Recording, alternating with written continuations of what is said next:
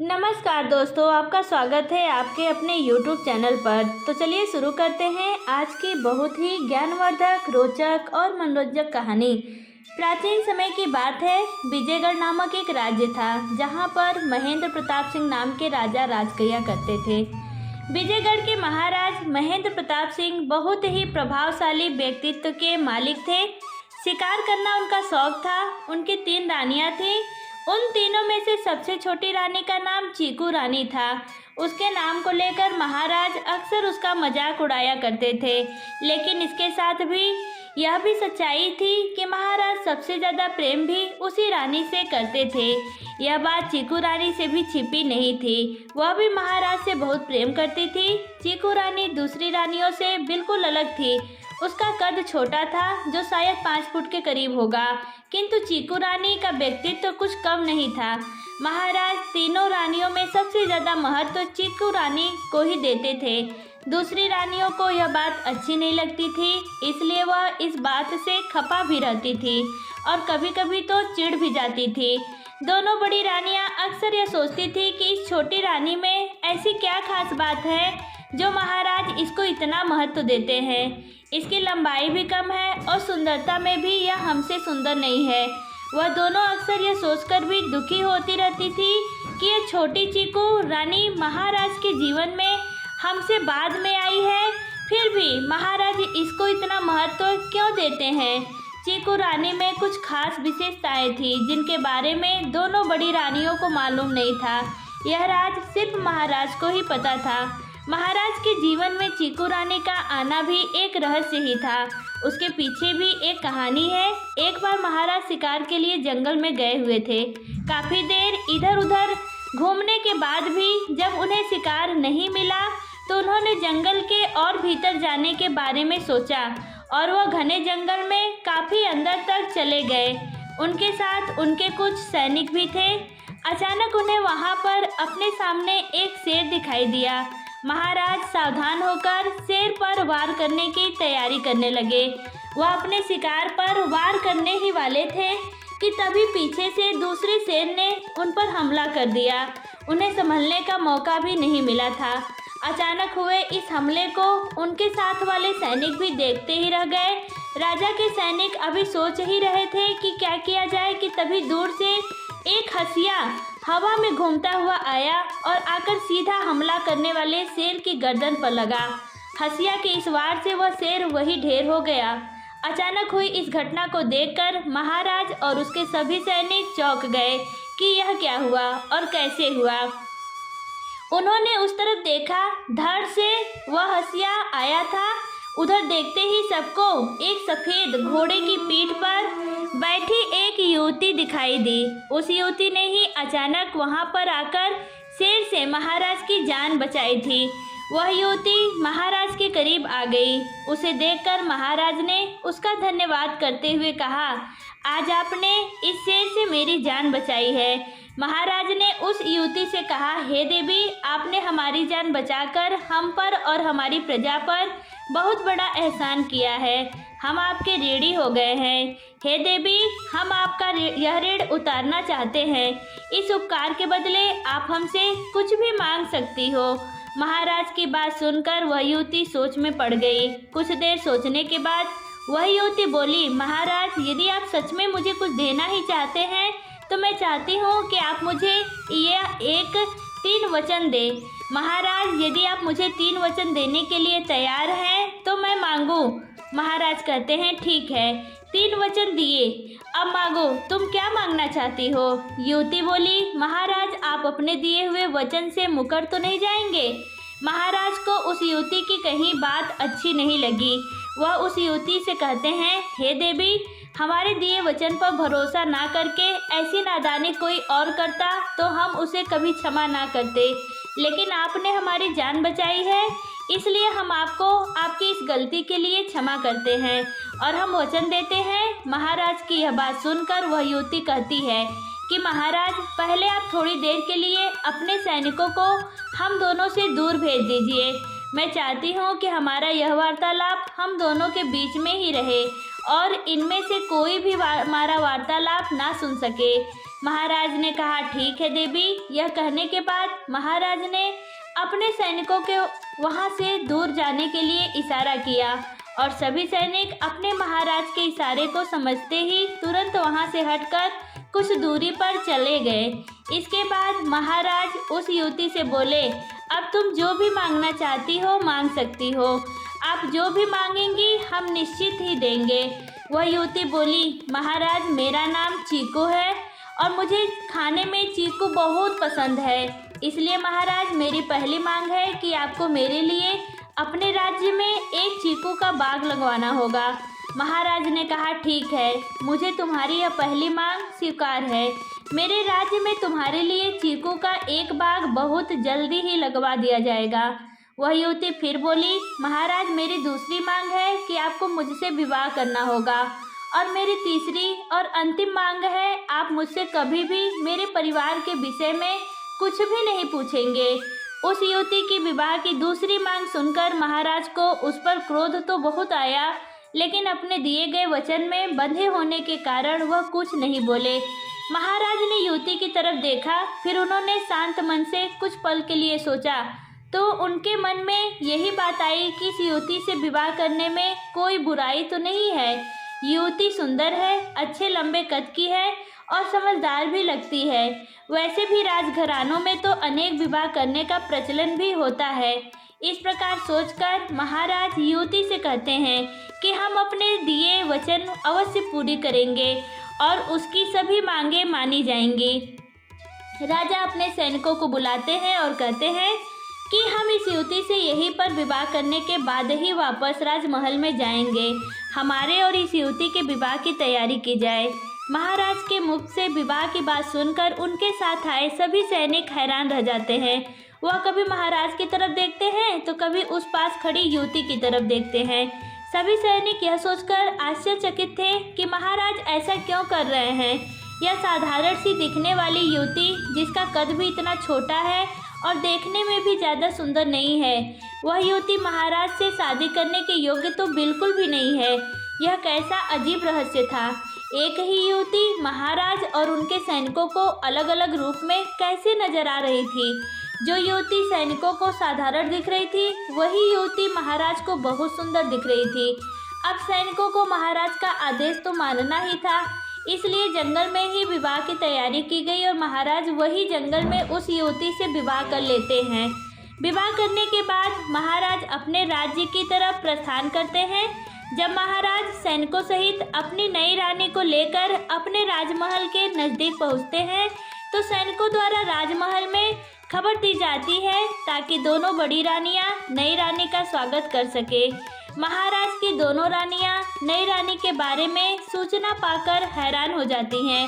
वह सोचती हैं कि महाराज किसी युद्ध के लिए तो नहीं गए थे जो किसी राज्य पर विजय प्राप्त करके वहां की राजकुमारी को विवाह करके अपने साथ ले आए हों। हमारे महाराज तो जंगल में शिकार के लिए गए थे, तो क्या वह जंगल में किसी जंगली लड़की से विवाह करके आ रहे हैं। इस प्रकार दोनों रानियों सुजाता और माधवी के दिमाग में अलग अलग सोच चल रही होती है।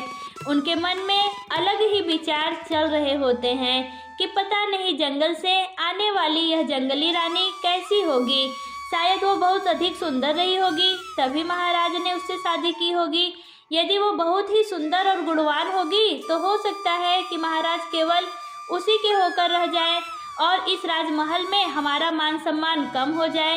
यही सब सोचते सोचते दोनों बड़ी रानियां दासियां को अपने साथ लेकर महाराज और नई रानी के स्वागत की तैयारी में लग जाती हैं। कुछ समय पश्चात महाराज नई रानी के साथ राजमहल के द्वार पर पहुंचते हैं। सभी को नई रानी के आने की बहुत खुशी होती है। राज्य की जनता भी महाराज के विवाह का समाचार सुनकर राजमहल के मुख्य द्वार पर इकट्ठी हो जाती है। सभी लोग महाराज और नई रानी की जय जयकार करते हैं। जब नई रानी रथ से बाहर आती है तो राज्य के लोग छोटी रानी को देखकर हैरान होकर आपस में कानाफूसी करने लगते हैं। राज्य की कुछ स्त्रियां कहती हैं कि महाराज ऐसी युवती को विवाह कर क्यों लाए हैं जो कद में भी छोटी है और देखने में भी बिल्कुल साधारण सी लगती है। कुछ लोग कहते हैं बड़े लोगों की बातें तो बड़े लोग ही जाने, इस बारे में हम क्या जाने। कुछ लोग कहते हैं महाराज को जरूर इसमें कोई विशेषता दिखी होगी। तभी उन सभी के बीच खड़ी एक स्त्री बोलती है, नई रानी में क्या बुराई है? अच्छी लंबे कद की तो है और खूबसूरत भी है, लेकिन तुम लोगों को तो कमियां ढूंढनी ही होती है। मुझे तो छोटी रानी बहुत सुंदर लग रही है और चेहरे का तेज देखकर भी ऐसा लगता है कि जैसे कोई देवी शक्ति हो।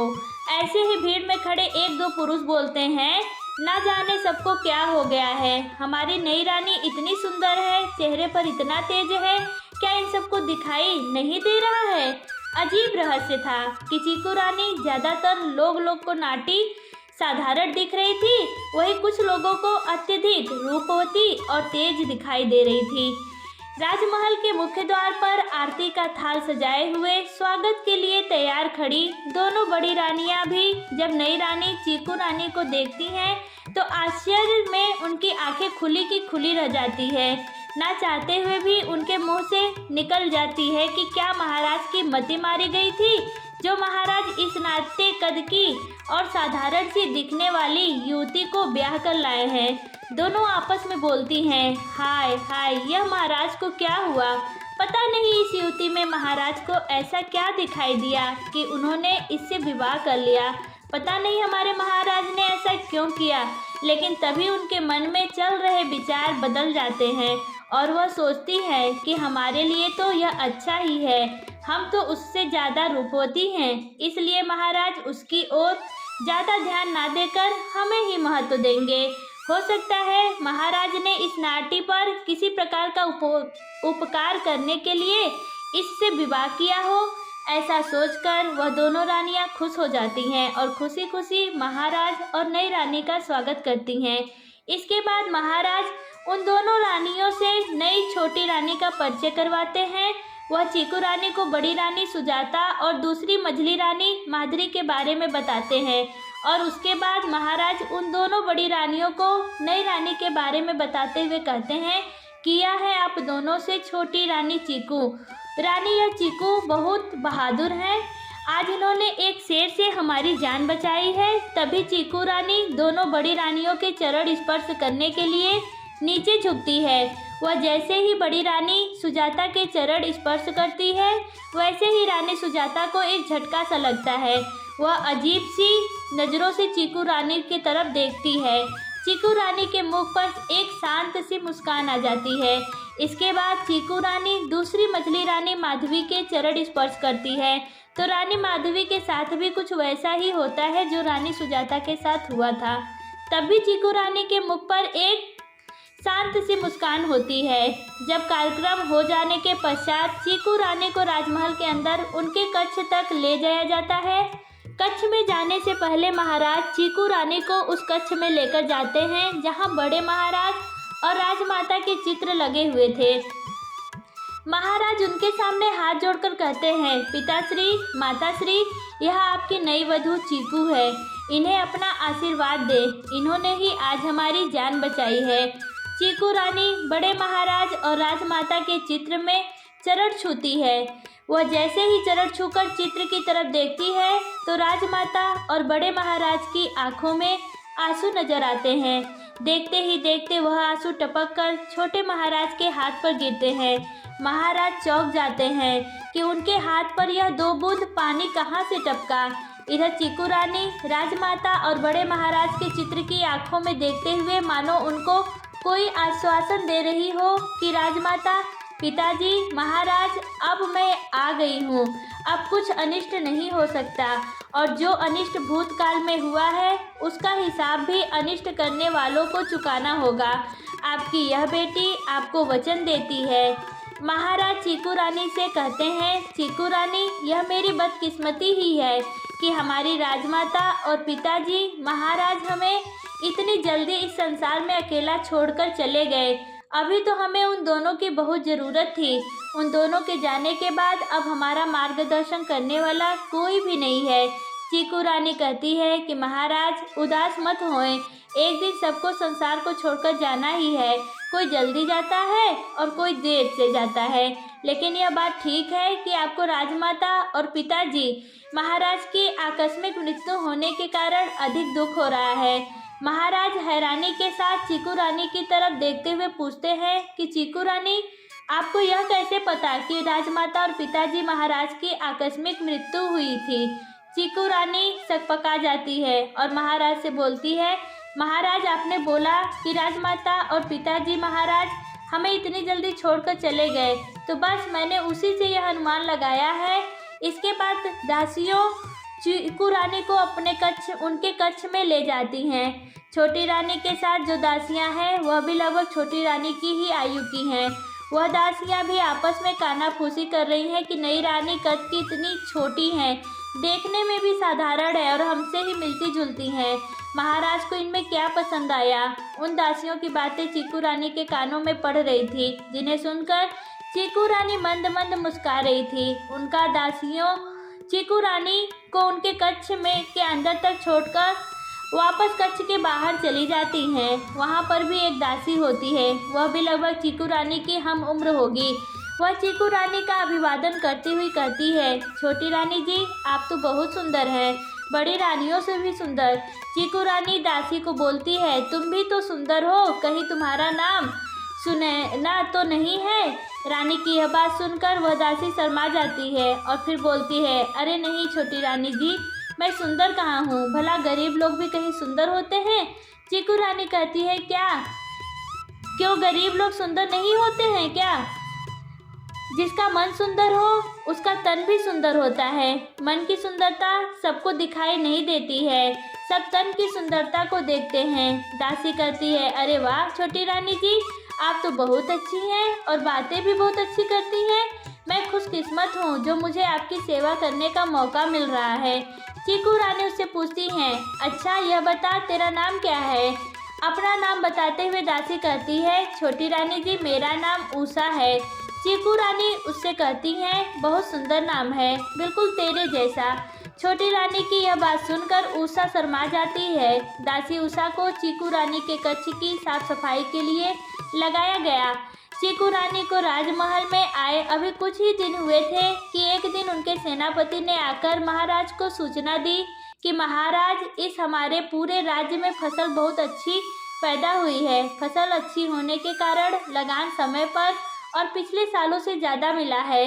महाराज इसका श्रेय चीकू रानी के शुभ आगमन को देते हैं, वरना पिछले कई वर्षों से तो बारिश ठीक से ना होने की वजह से फसल अच्छी नहीं हो रही थी, लगान भी पूरा नहीं आता था, ऊपर से किसानों की ऋण की मांग रहती थी। इसी दौरान महाराज चीकू रानी के व्यवहार और उनके विवेक बुद्धि से भी प्रभावित होते हैं। चीकू रानी की समझदारी को देखते हुए महाराज चीकू रानी से राजनीतिक कार्यों में भी सलाह लेने लगते हैं। यह बात दोनों बड़ी रानियों को अच्छी नहीं लगती थी। दोनों बड़ी रानियां सुजाता और माधवी मन ही मन अब रानी से ईर्ष्या करने लगती हैं। उन दोनों को लगता था कि यह जो ठगनी रानी है, यह कोई जादूगनी तो नहीं है, इससे कुछ तंत्र मंत्र करके हमारे महाराज पर कोई जादू तो नहीं कर दिया। इसलिए महाराज को वही सही लगता है जो यह ठगनी जादूगरनी कहती है। वह दोनों सोचती हैं, कल की आई यह बौनी रानी जो सुंदर भी नहीं है, उसने महाराज को हमसे दूर कर दिया है। अगर ऐसा ही चलता रहा तो कुछ ही समय में हम दोनों का तो इस राजमहल में महत्व ही समाप्त हो जाएगा। उन दोनों को लगता है कि यह चीकू रानी हमारे रास्ते का सबसे बड़ा रोड़ा है। वह दोनों बड़ी रानियां चीकू रानी को रास्ते से हटाने की योजना बनाने लगती है। एक दिन चीकू रानी महाराज से कहती है, महाराज चलिए आज शतरंज की एक बाजी हो जाए। महाराज आश्चर्य से चीकू रानी की तरफ देखते हैं, फिर बोलते हैं, छोटी रानी आपके कितने रूप हैं, आपने कभी हमें बताया ही नहीं कि आप शतरंज खेलना भी जानती हैं। चीकू रानी महाराज से बोली, महाराज ज़्यादा तो नहीं लेकिन थोड़ा बहुत खेलना जानती हूँ। महाराज ने कहा, चलिए आज आपके बुद्धि और विवेक को देखते हैं कि आप कितनी आगे हैं, कितनी शतरंज के खेल में पारंगत हैं। महाराज और चीकू रानी दोनों शतरंज खेलने बैठ जाते हैं। जैसे जैसे खेल आगे बढ़ता है, चीकू रानी की चालों को देखकर महाराज का आश्चर्य बढ़ता ही जाता है। कुछ देर खेलने के बाद अचानक चीकू रानी कहती है, यह लीजिए महाराज, इस बाजी की मेरी आखिरी चाल और आपको सै और मात महाराज आश्चर्य भरी नजरों से चीकू रानी को देखते रह जाते हैं, लेकिन दम्भी पुरुष इतनी जल्दी अपनी हार कहाँ मानते हैं।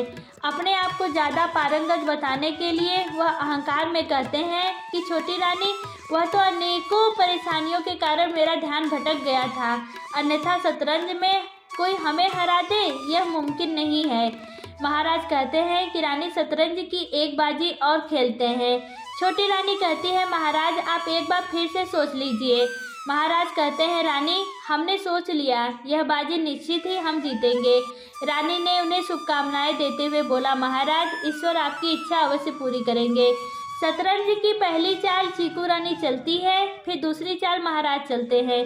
तीसरी चाल चलते हुए चीकू रानी बोलती है, महाराज वजीर से सीधे राजा को शय देने के लिए उस पर आक्रमण की योजना बनाई जा रही है। महाराज आप अपने सेनापति को कहिए कि वह जल्दी से अपने जासूस भेजकर पता करवाएं, अपने राजा को बचाइए। महाराज दक्षिण दिशा से कोई राज्य पर आक्रमण की तैयारी कर रहा है, तंबू गड़ चुके हैं।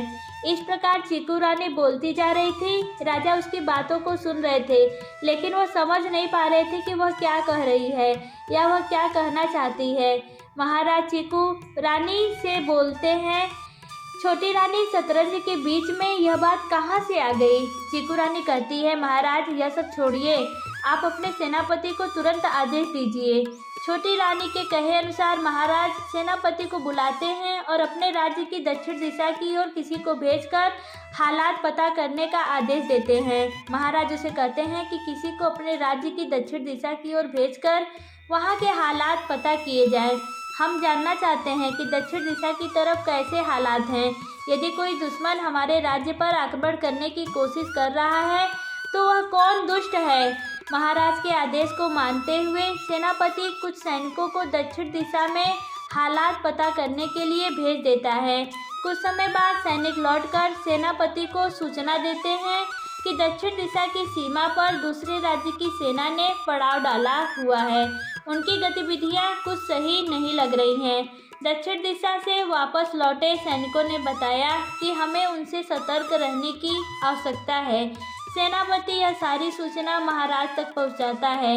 यह सूचना मिलते ही महाराज महेंद्र प्रताप सिंह अपने सेनापति को युद्ध के लिए तैयार रहने का आदेश देते हैं। इसके बाद महाराज महेंद्र प्रताप सिंह चीकू रानी के पास आते हैं और कहते हैं, चीकू रानी आप हमें बहुत ज़्यादा आश्चर्यचकित करती जा रही हैं। हम आपसे यह जानना चाहते हैं कि आपके पास ऐसी कौन सी दिव्य शक्ति है जिस दिव्य शक्ति के कारण अपने आसपास हो रही सभी घटनाओं को जान लेती हैं। महारानी आपके कितने रूप हैं और यह क्या रहस्य है। महाराज की बात सुनकर चीकू रानी कहती है, महाराज अभी आप हमारे विषय में कुछ मत सोचिए और ना ही दूसरी सेना को लेकर चिंतित हो। इस समय आप केवल युद्ध की तैयारी कीजिए, विजय आपकी ही होगी। आपकी विजय निश्चित महाराज आपको मेरे विषय में सही समय आने पर अपने आप ही पता चल जाएगा। इस समय महाराज को भी यही ठीक लगता है। तो महाराज अपने सेनापति को युद्ध की तैयारी करने का आदेश देते हुए कहते हैं कि युद्ध की पूर्ण तैयारी योजनाबद्ध तरीके से की जाए और हर एक गतिविधि की सूचना हम तक पहुंचाई जाए। युद्ध की तैयारी शुरू हो जाती है। कुछ दिनों बाद ही दूसरे राज्य की सेना विजयगढ़ राज्य पर आक्रमण कर देती है, किंतु जब विजयगढ़ राज्य की सेना महाराज और चीकू रानी की सलाह के अनुसार दूसरे राज्य की सेना का सामना करती है तो दुश्मन के सभी प्रयासों को असफल कर दिया जाता है। महाराज की सेना युद्ध क्षेत्र से विजय होकर वापस लौटती है। युद्ध में दूसरे राजा की सेना के काफ़ी सैनिक मारे जाते हैं और जो सैनिक जीवित बच जाते हैं उनको बंदी बनाकर अपने साथ लाया जाता है। बंदी बनाकर लाए गए लोगों में दूसरे राज्य की सेना का सेनापति भी था। जीत की खुशी में सारे राजमहल में उत्सव का सा वातावरण होता है। राजमहल में चारों ओर जीत का जश्न मनाने की तैयारियां चल रही हैं। महाराज चीकू रानी से बोलते हैं, छोटी रानी हमारी विजय की घोषणा तो आपने पहले से ही कर दी थी, आप धन्य हैं। चीकू रानी ने कहा, महाराज आपकी यह विजय पहले से ही निश्चित थी। उनका आक्रमण करने का प्रयास ही निरर्थक था। आप एक अच्छे और सच्चे योद्धा हैं। महाराज आपकी सेना एक कुसेना है। सेना का नेतृत्व भी आपके द्वारा कुशलतापूर्वक किया जाता रहा है। महाराज ने कहा, छोटी रानी यह सब आपकी दूरदर्शिता और सूझबूझ के कारण ही संभव हुआ है। चीकू रानी बोली, महाराज आप इस तरह से हमारी प्रशंसा करना छोड़िए। जो भी अच्छा हुआ है वह सबकी अच्छी कोशिशों के कारण ही संभव हुआ है। जब महाराज इस प्रकार से छोटी रानी की प्रशंसा कर रहे थे, रात का समय था और सारे राजमहल में जीत का जश्न मनाया जा रहा था। उनके पास ही बैठी दोनों बड़ी रानियां राजा और चीकू रानी की बातें सुनकर जलन के मारे मरी जा रही थी। पिछले कुछ दिनों से बड़ी रानी के स्वभाव में थोड़ा बदलाव आया था। अब वह भी चीकू रानी से प्रभावित थी। कहीं न कहीं बड़ी रानी का मन भी यह मानने लगा था कि छोटी रानी में कुछ विशेषता तो है। वैसे भी अब उसको छोटी रानी पहले से कुछ सुंदर दिखने लगी थी, लेकिन अभी तक मझली रानी के व्यवहार में कोई बदलाव नहीं आया था। रात को जश्न समाप्त होने के बाद सब नींद की खुमारी में थे। सभी अपने अपने कक्ष में जाकर सोने की तैयारी कर रहे थे।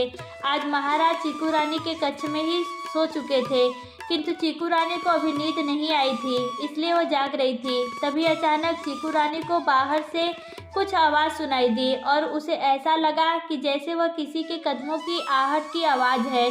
चीकू रानी ने अपने कक्ष की खिड़की से बाहर देखने की कोशिश की, किंतु जब उसे वहां खिड़की से कुछ भी दिखाई नहीं दिया तो चीकू रानी धीरे से अपने कक्ष से बाहर निकली। बाहर निकलकर चीकू रानी महल के गलियारे में इधर उधर देखती है, लेकिन उसे वहां कोई भी नहीं दिखाई देता है। वह दबे कदमों से महल के गलियारे में आगे बढ़ती है।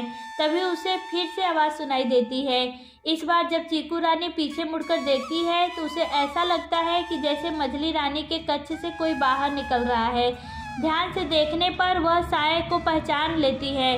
वह खुद मछली रानी ही थी जो छुपते छुपाते अपने कक्ष से कहीं जा रही थी।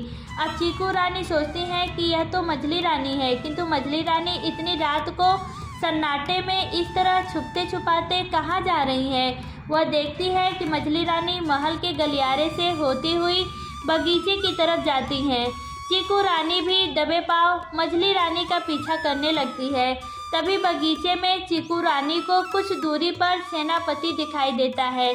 मछली रानी चलते चलते उसके पास पहुंचती है और सेनापति के गले लग जाती है। चीकू रानी भी एक पेड़ के पीछे छुपकर यह सब देखती रहती है। मछली रानी काफ़ी देर तक सेनापति के गले से लगी रहती है। कुछ देर बाद चीकू रानी वहां से वापस जाने लगती है। तभी उसे एक हलचल होती दिखाई देती है। वह देखती है कि मछली रानी और सेनापति बगीचे से होते हुए बावड़ी की तरफ चल पड़ते हैं। चीकू रानी भी दबे पांव उन दोनों के पीछे पीछे चल पड़ती है, किंतु चीकू रानी के चेहरे पर आश्चर्य के कोई भाव नहीं थे। ऐसा लगता था कि जैसे चीकू रानी इन सब बातों को पहले से ही जानती हो और इस समय केवल अपनी किसी बात की पुष्टि करना चाहती हो। रानी माधवी और उसके पति बावड़ी की तरफ जाकर अचानक कहीं गायब हो जाते हैं। इधर उधर देखते हुए चीकू रानी उन्हें ढूंढने की कोशिश करती है, किंतु वहां कई दरवाजे और चारों तरफ अंधेरा होने के कारण उसे कुछ भी दिखाई नहीं दे रहा था। काफ़ी कोशिश करने के बाद भी वह दोनों चीकू रानी को कहीं भी दिखाई नहीं दिए।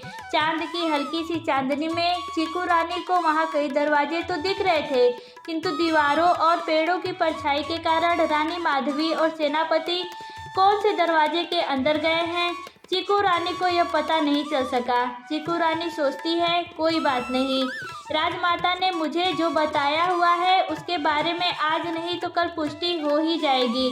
जब वहां उसे रानी माधवी और सेनापति कहीं नजर नहीं आते तो वह राजमहल की ओर वापस चल देती है। चीकू रानी सोचती है कि महाराज को इस बारे में पता होना चाहिए, लेकिन वह पूरी तसल्ली होने के बाद ही महाराज से इस सब के बारे में कोई बात करना चाहती थी।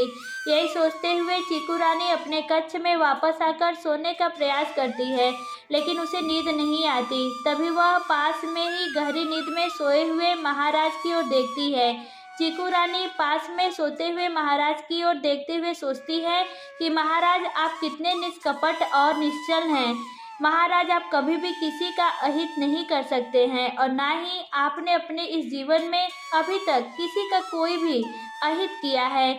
वह सोचती है महाराज आपको तो यह भी पता नहीं है कि आपका बहुत बड़ा नुकसान किया जा चुका है और अभी भी महाराज आपको पूरी तरह से बर्बाद करने का प्रयास किया जा रहा है। महाराज, मैं आपको कैसे बताऊं कि आपको पूरी तरह से बर्बाद करने की योजना बनाई जा चुकी है, लेकिन मैं यहाँ केवल आपके हर अहित को रोकने के लिए ही आई हूँ। मैं यहाँ इसीलिए आई हूँ क्योंकि किसी के आंसुओं ने मुझे यहाँ आने के लिए मजबूर किया है। महाराज, क्या आप जानते हैं कि वह कौन है? नहीं महाराज, आप नहीं जानते। और आप कैसे जानेंगे? आप तो यही जानते हैं कि राजमाता मर चुकी है, लेकिन महाराज यह सच नहीं है। राजमाता मरी नहीं है, वह तो जीवित है। इसी तरह की बातें सोचते सोचते चीकू रानी को कब नींद आ गई उसे पता ही नहीं चला। अगली सुबह उठने के बाद भी चीकू रानी के मन में रात की बातें ही घूम रही थी। चीकू रानी ने सोचा कि क्यों न महाराज से बात करके यह जानने की कोशिश की जाए कि उन्हें राजमाता और बड़े महाराज की मृत्यु के बारे में कितना पता है। मन में ऐसा विचार करके वह महाराज से कहती है, महाराज, क्या मैं आपसे एक बात पूछ सकती हूँ? महाराज ने कहा, पूछिए छोटी रानी।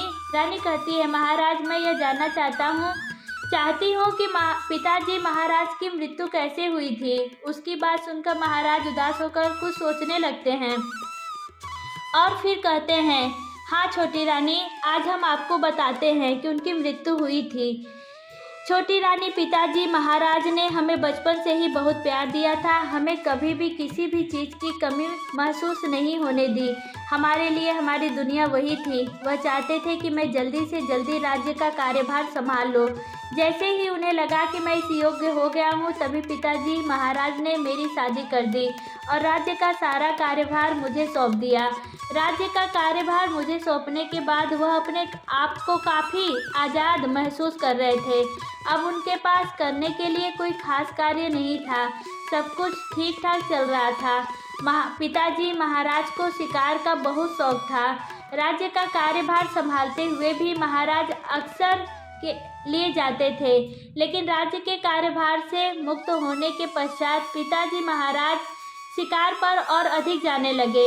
एक दिन पिताजी महाराज सेनापति और सैनिकों के साथ शिकार के लिए जंगल की ओर गए। जंगल में उन्हें एक शिकार दिखा और उन्होंने अपना घोड़ा उसके पीछे दौड़ा दिया।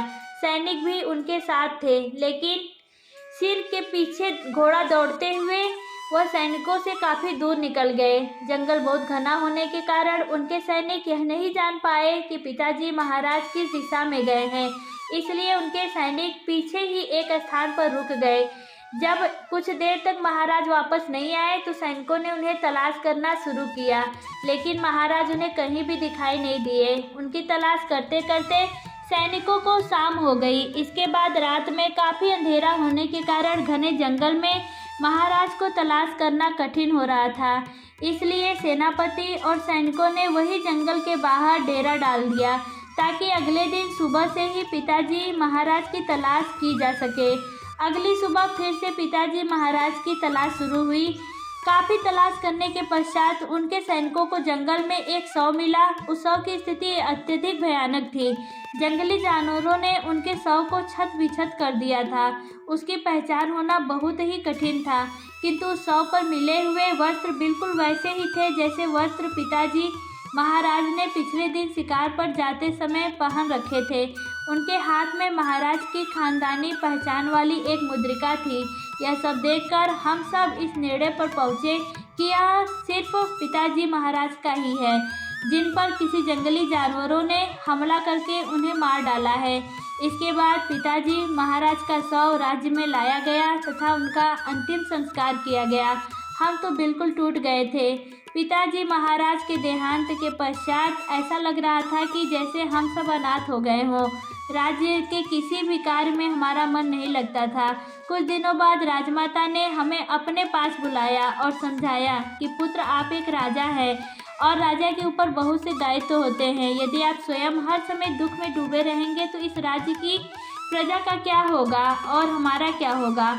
राजमाता ने कहा, पुत्र, जैसे तुमने अपने पिता महाराज को खोया है, वैसे ही हमने अपना पति, अपना सुहाग खोया है। महाराज के जाने के बाद हम भी अकेले हो गए हैं। अब तो हमारी जिम्मेदारी भी आप पर है। हमारी उम्र भी काफ़ी हो चुकी है, इसलिए हमसे भी अब दुख वाली बातें बर्दाश्त नहीं होती है। किंतु इतना होने के बाद भी हमने केवल आपके लिए और आपके बच्चे के लिए खुद को संभाल कर रखा हुआ है। हमारा भी दायित्व बन गया है। जब आपके पिताजी महाराज थे तो हम सहज थे, हमें किसी प्रकार की कोई चिंता नहीं होती थी। लेकिन अब जब आपके पिताजी महाराज नहीं रहे तो हमने संकल्प लिया है कि हमारा प्रथम दायित्व तो हमारी प्रजा है, हमें प्रजा को खुशहाल रखना है। इस तरह राजा महेंद्र प्रताप चीकू रानी को बड़े महाराज की मृत्यु के बारे में बताकर शांत हो गए। कुछ पल के लिए वहां सन्नाटा सा छा गया। कुछ देर बाद चीकू रानी ने एक बार फिर से महाराज से पूछा कि महाराज, मुझे यह भी बताइए कि माता की मृत्यु कैसे हुई। महाराज ने चीकू रानी को राजमाता की मृत्यु के बारे में बताना शुरू किया। उन्होंने कहा, राजमाता की मृत्यु भी एक दुर्घटना के कारण हुई थी। राजमाता अत्यधिक पूजा पाठ करने वाली औरत थी। वह प्रतिदिन राज्य के मंदिर में पूजा अर्चना करने जाती थी। वहां से लौटकर आने के बाद वह राजमहल में बने मंदिर में पूजा अर्चना करती थी। एक दिन किसी कारण राज्य के मंदिर में आग लग गई। आग बहुत भयानक थी। काफी प्रयास के पश्चात अग्नि शांत हुई। तब तक मंदिर के अंदर मंदिर के पुजारी, राजमाता और राजमाता के साथ जाने वाली दासी तीनों जलकर भस्म हो गए। परंतु सभी लोग यह देखकर आश्चर्यचकित थे कि वहां पुजारी और राजमाता का शव तो मिला, किंतु जो दासी उनके साथ गई थी उस दासी का शव वहां कहीं नहीं मिला। ना ही उसके बाद वह दासी कहीं जिंदा दिखाई दी है। महाराज से पूरी बात सुनकर चीकू रानी बोली, महाराज, आपको कैसे मालूम कि वे शव राजमाता का ही था। महाराज बोले, छोटी रानी, यह आप कैसे बात कर रही हैं? क्या हम अपनी माँ को नहीं पहचानेंगे? हमने उन्हें उनके शव पर, उनके शरीर पर बचे हुए वस्त्रों से पहचान लिया था। इसके साथ ही खानदानी पहचान वाली मुद्रिका भी उस समय राजमाता के हाथ में थी। इसके बाद चीकू रानी ने पूछा, महाराज, जिस समय मंदिर में आग लगी, क्या उस समय मंदिर में कोई और नहीं था? क्योंकि राज्य के लोग भी तो उस मंदिर में जाते होंगे। महाराज ने चीकू रानी को बताया कि नहीं महारानी, वह मंदिर सिर्फ राजघराने वालों के लिए ही था। अन्य किसी भी व्यक्ति को मंदिर के अंदर जाने की आज्ञा नहीं थी। राजमाता के जाने के बाद हमें ऐसा लगा कि जैसे हम पूरी तरह से अनाथ हो गए हों। पिताजी महाराज के जाने के पश्चात राजमाता हमारे साथ थी, किंतु राजमाता की मृत्यु के पश्चात हमें ऐसा लगा कि यह जीवन व्यर्थ है। हम अत्यधिक व्याकुल थे। फिर हमें राजमाता की कही हुई बात याद आई कि एक राजा का जीवन अपनी प्रजा के लिए होता है। राजा के सुख दुख सब प्रजा में निहित होते हैं। यदि राजा यूं शोकाकुल रहेगा तो राज्य की प्रजा को कौन देखेगा? राजमाता की कही बातों को ध्यान में रखकर हमने अपने मन को समझाया और हम फिर से अपने राजकाज में लग गए। बस रानी, इस प्रकार हमारी राजमाता और पिताजी महाराज हमें अकेला छोड़कर इस दुनिया से चले गए। महाराज से यह सब बातें जानने के बाद चीकू रानी ने कहा, महाराज, आपने बिल्कुल ठीक कहा। एक राजा के लिए अपना राज्य और राज्य की प्रजा बहुत जरूरी होती है।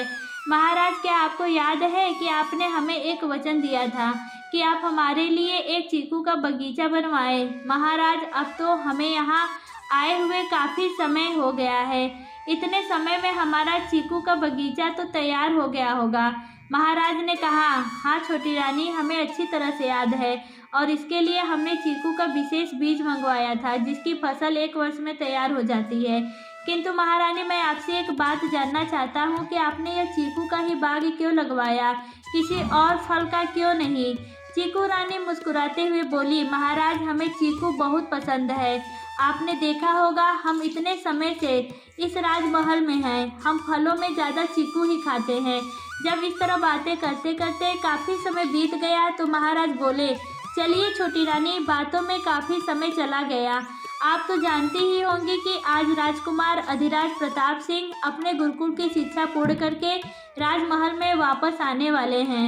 राजकुमार अधिराज प्रताप सिंह आपके ज्येष्ठ पुत्र हैं। वह बड़ी महारानी सुजाता के और हमारे पुत्र हैं। तभी चीकू रानी ने पूछ लिया कि महाराज, आप मुझे मझली रानी माधवी की संतान के बारे में भी कुछ बताइए। महाराज कहते हैं कि मझली रानी का और हमारा एक पुत्र है, उसका नाम राजकुमार शोभित राज सिंह है। वह भी गुरुकुल में शिक्षा प्राप्त करने के लिए गए हैं। अभी उनकी 4 वर्ष की शिक्षा शेष है। छोटी रानी, आप भी राजकुमार अधिराज प्रताप सिंह के स्वागत की तैयारी करिए। आप भी तो उनकी छोटी माँ हैं। चीकू रानी कहती है, ठीक है महाराज। महाराज के आज्ञा को लेकर चीकू रानी दोनों बड़ी रानियों के पास जाती हैं। किंतु वहाँ उसको बड़ी रानी सुजाता तो दिखाई दे रही थी, लेकिन मझली रानी माधवी उसे कहीं भी दिखाई नहीं दी। वह बड़ी रानी सुजाता के पास गई और पूछा, बड़ी दीदी, मझली दीदी कहीं दिखाई नहीं दे रही हैं, वह कहाँ है? बड़ी रानी ने उत्तर दिया, छोटी रानी, आज राजकुमार अधिराज वापस आने वाले हैं। मझली रानी माधवी उनके स्वागत की तैयारी के लिए एक दासी के साथ बगीचे की तरफ फूल चुनवा रही होंगी। छोटी रानी ने कहा, बड़ी दीदी, महाराज ने मुझे राजकुमार के आने के बारे में बताया है। उसके बाद चीकू रानी ने बड़ी रानी से पूछा, दीदी, क्या हम भी बगीचे की तरफ फूल चुनवाने जाएं या फिर आपके साथ कोई कार्य कराएं? बड़ी रानी सुजाता मन ही मन सोचती है, यह छोटी रानी बड़ी होशियार बनती है, क्यों ना आज इससे लड्डू बनवा कर देखा जाए। बड़ी रानी सुजाता अभी यह सोच ही रही होती है, बड़ी रानी के कुछ कहने से पहले ही छोटी रानी कहती है, हाँ दीदी, हम लड्डू बनवा देंगे। बड़ी रानी सुजाता छोटी रानी की बात सुनकर हैरान हो जाती है और मन में सोचती है, हे भगवान, मैंने तो अभी इसे लड्डू बनाने के लिए बोला भी नहीं, तो इसने सुन कैसे लिया? बड़ी रानी सोचने लगी, कहीं यह कोई मन की बात पढ़ने वाली जादूगरनी तो नहीं है। इससे पहले कि बड़ी रानी कुछ कहती, छोटी रानी फिर से बोल पड़ी, नहीं दीदी, हम कोई जादूगरनी नहीं है। हमें तो लगा जब घर में कोई अपना या कोई मेहमान आता है तो लड्डू तो बनते ही हैं। छोटी रानी के मुंह से यह बात सुनकर बड़ी रानी का मुंह खुले का खुला रह गया। वह हैरानी से छोटी रानी की ओर देखते हुए सोचती है कि हे भगवान, इसने तो फिर से मेरे मन की बात पढ़ ली। रानी सुजाता घबराहट में चीकू रानी को बोलती है, छोटी रानी, आप बगीचे की तरफ जाइए और फूल लाने में माधवी की मदद कीजिए। चीकू रानी यही तो चाहती थी। वह बगीचे की तरफ जाती है, वहाँ उसको कोई नजर नहीं आता। वह पूरे बगीचे में घूमती है, तभी एक जगह पर उसे एक दासी फूल तोड़ती हुई नजर आती है। चीकू रानी उस दासी से पूछती है कि मझली दीदी कहाँ है? दासी इधर उधर देखते हुए कहती है, छोटी रानी जी, मझली रानी अभी कुछ देर पहले तो यही थी, मालूम नहीं कहाँ चली गई। हो सकता है कि वह बावड़ी की तरफ गई हो। कुछ सोचते हुए छोटी रानी उस दासी से कहती है, ठीक है, तुम फूल चुनो, मैं उन्हें देखती हूँ। चीकू रानी बावड़ी की तरफ जाती है, वहाँ भी उसको कोई दिखाई नहीं देता है। वह वापस बगीचे की तरफ जाने के लिए मुड़ती है, लेकिन तभी उसे कुछ आवाज़, एक हल्की सी आहट सुनाई देती है। चीकू रानी बावड़ी में आवाज़ की दिशा में नीचे की तरफ बावड़ी में नीचे जाने पर वह देखती है कि वहाँ बहुत सारे दरवाजे हैं। सब दरवाजे बंद हैं, जैसे काफ़ी समय से उन्हें खोला ही ना गया हो। वह सभी दरवाज़ों को बहुत ध्यान से देखती है। जैसे ही उसकी नज़र छठे दरवाजे पर पड़ती है तो वह देखती है कि दरवाजे के बाहर कुछ कदमों के चिन्ह दिखाई दे रहे हैं, लेकिन यह सभी निशान दरवाजे तक जाने के हैं। इनमें से कोई भी निशान वापस आने का नहीं है। जैसे ही चीकू रानी दरवाजे को खोलने के लिए अपना हाथ दरवाजे की तरफ बढ़ाती है, तभी पीछे से वह दासी आ जाती है और चीकू रानी से कहती है, छोटी रानी जी, चलिए, राजकुमार आते ही होंगे। चीकू रानी एक बार फिर से दरवाजे की तरफ देखती है और वापस महल में जाने के लिए दासी के साथ चल पड़ती है। राजमहल में राजकुमार अधिराज के स्वागत की पूरी तैयारी जोरों शोरों से चल रही थी। चीकू रानी ने बड़ी रानी के साथ मिलकर लड्डू भी बनवा दिए। वैसे तो लड्डू बनाने के लिए इतनी दासियाँ थी, किंतु एक माँ का दिल अपनी संतान के लिए न जाने क्या क्या करने को करता रहता है। मझली रानी माधवी भी उनके पास पहुंच चुकी थी। इसी बीच चीकू रानी बोली, मझली दीदी, हम तो आपको देखने बगीचे में गए थे, लेकिन वहाँ पर आप हमें दिखाई नहीं दी। मझली रानी माधवी ने उससे पूछा, छोटी रानी, तुम मुझे वहाँ बगीचे में क्यों देख रही थी? चीकू रानी ने गहरी दृष्टि से रानी माधवी की तरफ देखते हुए कहा, बस यूँ ही दीदी, हमने सोचा कि हम भी आपके साथ फूल चुनवा देंगे। किंतु चीकू रानी को मझली रानी माधवी का चेहरा इस वक्त सपाट लगा। उसे मझली रानी के चेहरे पर किसी भी प्रकार के कोई भाव नजर नहीं आए।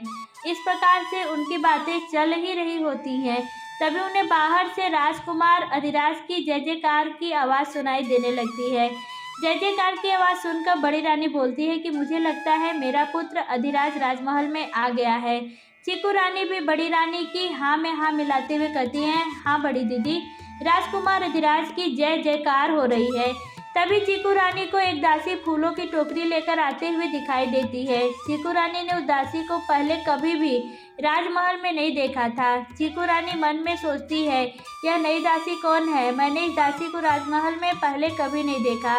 तब तक वह दासी उनके पास पहुंच जाती है और मझली रानी माधुरी से कहती है कि छोटी रानी, मैं यह फूलों की टोकरी कहाँ रखूँ?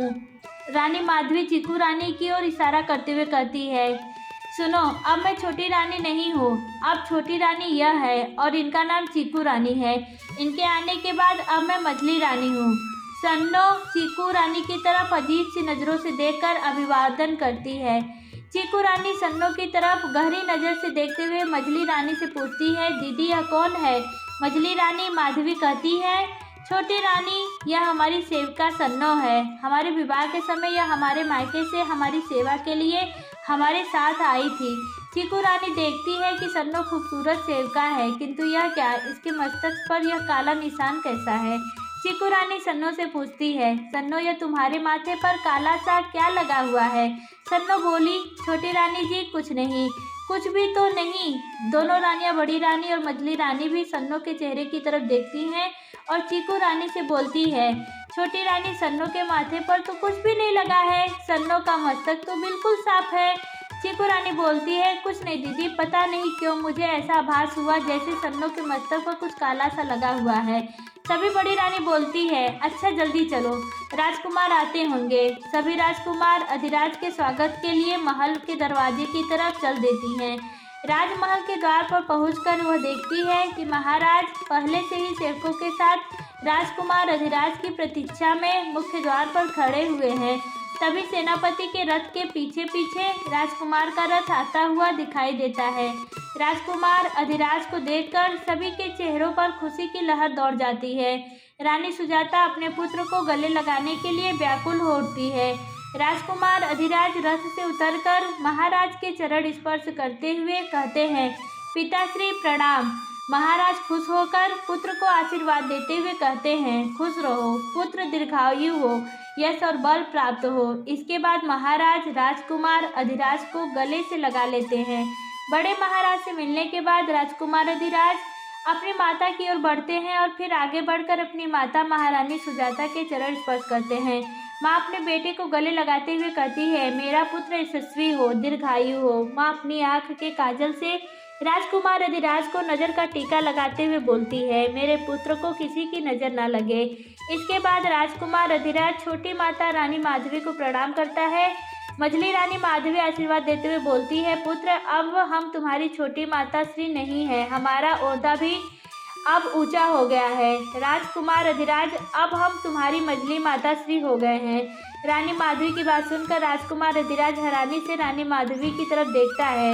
राजकुमार को हैरान होता देख रानी माधवी कहती है, पुत्र, यह है छोटी रानी, आपकी छोटी माता श्री चीकू रानी। राजकुमार अधिराज चीकू रानी के पैर छूते हुए प्रणाम करता है और कहता है, छोटी माता श्री प्रणाम। चीकू रानी राजकुमार को आशीर्वाद देते हुए कहती हैं, दीर्घायु हो, अच्छे इंसान बनो, सबका भला करो, तुम हमें सिर्फ छोटी माँ कहो। राजकुमार अधिराज सिंह बोलते हैं, आप बहुत अच्छी और सुंदर हो। मझली रानी माधवी राजकुमार अधिराज के मुख से चीकू रानी की प्रशंसा सुनकर मोह बनाती है। तभी फूलों की टोकरी लेकर दासी सन्नो वहां पहुंचती है और बोलती है, महारानी, आपने राजकुमार को फूलों का हार तो पहनाया ही नहीं है। सुजाता रानी कहती है, हाँ लाओ, फूलों का हार मुझे दो। दासी सन्नो फूल की टोकरी महारानी सुजाता की तरफ कर देती है। महारानी सुजाता जैसे ही टोकरी से हार उठाकर राजकुमार अधिराज को पहनाने के लिए बढ़ती है, तभी टोकरी से एक काला नाग निकलकर राजकुमार अधिराज के पैरों के पास गिरता है। वह काला नाग राजकुमार अधिराज को डसने ही वाला होता है कि चीकू रानी की नज़र उस पर पड़ जाती है। चीकू रानी उस काले नाग को जल्दी से अपने हाथ से उठाकर वहां से दूर फेंक देती है। इसे एक अशुभ घटना मानकर सभी बहुत घबरा जाते हैं। इस घटना के बाद महारानी सुजाता भरी आंखों से चीकू रानी के सामने हाथ जोड़कर खड़ी हो जाती है। बड़ी महारानी सुजाता को ऐसा करते देखकर चीकू रानी कहती है, अरे दीदी, आप यह क्या कर रही हैं? बड़ी रानी कहती है, छोटी रानी, हम सही कर रहे हैं, आप देवी हैं। आज आपने अपनी खुद की परवाह न करते हुए इस नाग से हमारे पुत्र की जान बचाई है। हमारे पुत्र की जान बचाकर आपने हम पर बहुत बड़ा उपकार किया है। चीकू रानी बोली, बड़ी दीदी, अब हम भी तो राजकुमार अधिराज की माँ। चीकू रानी ने कहा, इस समय हमने केवल एक माँ होने का फर्ज निभाया है। राजकुमार की जान बचाकर हमने किसी पर कोई भी उपकार नहीं किया है।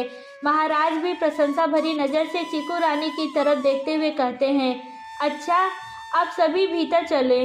महाराज के आदेश पर सभी लोग राजमहल के भीतर की ओर चल पड़ते हैं। आज राजकुमार अधिराज के स्वागत में राजमहल में भांति भांति के स्वादिष्ट भोजन बनाए गए हैं। तीनों माताएं अपनी अपनी पसंद से बनाया भोजन राजकुमार अधिराज को बहुत प्यार से खिलाती हैं। जब भोजन के अंत में राजकुमार अधिराज के सामने लड्डू आते हैं तो वह खुशी से बोलते हैं, अरे वाह माता श्री, लड्डू तो हमें बहुत पसंद है। महारानी सुजाता चीकू रानी की तरफ स्नेह से देखते हुए बोलती है, यह लड्डू हमने बनाए हैं और इन्हें बनाने में तुम्हारी छोटी माँ ने हमारी मदद की है। आज ना जाने क्यों बड़ी महारानी सुजाता को चीकू रानी बहुत सुंदर और तेजोमय लग रही थी। शायद यह सब रानी सुजाता के दिल में चीकू रानी के प्रति सकारात्मक भाव के कारण हो रहा था। राजकुमार अधिराज लड्डू खाते हुए बोलते हैं, लड्डू बहुत स्वादिष्ट है छोटी माँ, आपने बहुत स्वादिष्ट लड्डू बनाए हैं। आप बहुत अच्छी हैं। तभी मझली रानी माधवी बोल उठती है, अरे वाह राजकुमार, हमें तो आपने कभी अच्छी नहीं कहा। राजकुमार अधिराज बोलते हैं, मझली माँ आप भी बहुत अच्छी हैं। सब भोजन से निवृत्त होकर अपने अपने कक्ष में चले जाते हैं। इधर चीकू रानी सोच रही थी कि इस प्रकार फूलों की टोकरी में सांप का होना कोई साधारण बात नहीं है, इसमें तो कुछ तो रहस्य है। कहीं यह राजकुमार अधिराज को मारने का कोई षड्यंत्र तो नहीं था। चीकू रानी सोचती है, आज महाराज राजकुमार अधिराज के साथ व्यस्त रहेंगे, इसलिए आज मैं अपने आवश्यक कार्य पूर्ण कर लेती हूँ। मेरे लिए यह समय महत्वपूर्ण है। तभी चीकू रानी को महाराज सामने से जाते हुए दिखाई देते हैं तो चीकू रानी उन्हें रोककर पूछती हैं, महाराज क्या आज हम अपने माता पिता से मिलाएं? महाराज कहते हैं, चीकू रानी वह सब तो ठीक है, लेकिन आज तक आपने हमें अपने माता पिता से क्यों नहीं मिलवाया? हम उनके बारे में कुछ भी नहीं जानते। चीकू रानी ने महाराज से कहा, महाराज हमने आपको विवाह के समय ही बोल दिया था कि आप कभी भी मेरे परिवार के बारे में मुझसे कुछ नहीं पूछेंगे।